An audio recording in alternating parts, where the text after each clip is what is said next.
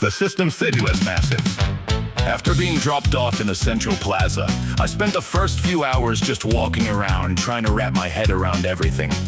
The place was packed with survivors from all over, elves arguing with orcs, dwarves drinking in the streets, and strange creatures. I didn't even have names, for the sheer number of people who had made it through the first challenge was staggering. 45 million. I still couldn't believe that number. Eventually, I wandered into what looked like a market district. Stalls and small buildings lined the wide stone streets, selling everything from weapons and potions to strange glowing crystals. I was halfway through the district when a smooth voice called out to me from a shaded alleyway between two buildings. "You look like someone who's seen some shit." I turned to see a middle-aged man leaning against the wall. He had short black hair, sharp features, and wore a long gray coat over simple clothes. He didn't look particularly threatening, but something about the way he carried himself told me he knew how to handle trouble. "Information broker," he said, tapping the side of his head. "Name's Harlan, I deal in knowledge. Who's alive, who's dead, who's dangerous, who's weak? That sort of thing." I raised an eyebrow. "And you're just offering this out of the kindness of your heart?" Harlan smirked. "Not usually, but for the first reading, I'm giving it away for free.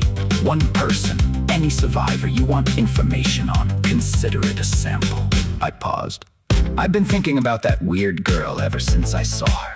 The 14-year-old in the bright blue baby shark onesie, cowgirl boots, and the army of giant armored honey badgers. She stood out like a sore thumb in a place full of bloodied warriors and powerful-looking beings. After a moment, I nodded.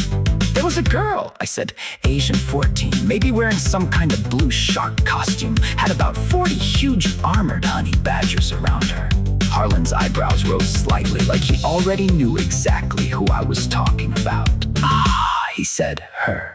He closed his eyes for a few seconds. When he opened them again, his expression had shifted into something more professional. "Lena Lynn, human, 14 years old. Her class is Jotun High Droid, currently sitting at level 40. I blinked. Level 40 already? That was way higher than I expected. "She doesn't fight directly," Harlan continued. "Her power comes entirely from her companions. Right now, she can control up to 40 armored honey badgers, thanks to her class skills. Those badgers are massively enlarged and strengthened. They're basically walking tanks." He tilted his head slightly. "She's extremely strong when her companions are alive and healthy, but she has a critical weakness. If her badgers die, her power drops dramatically. If they all die, she basically becomes a normal 14-year-old girl with no combat ability." I frowned. That explained why she looked so relaxed. She wasn't relying on herself. "She's still just a kid though," Harlan added. "Strong class or not, she's emotionally immature and can get overwhelmed. She also seems very attached to her badgers. Hurt them too much and she might panic." He gave me a small, knowing smile. "That's the free sample. If you want more detailed information on her, or anyone else, later, it'll cost you." I stood there for a moment, processing everything. A 14-year-old with that much power, but completely dependent on her pets to stay strong. It was a dangerous combination. "Thanks," I said quietly.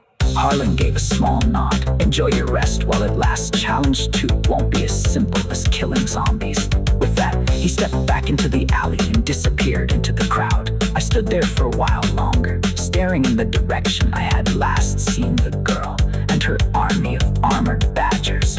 Lena Lynn. I shoved my hands into my pockets and started walking again.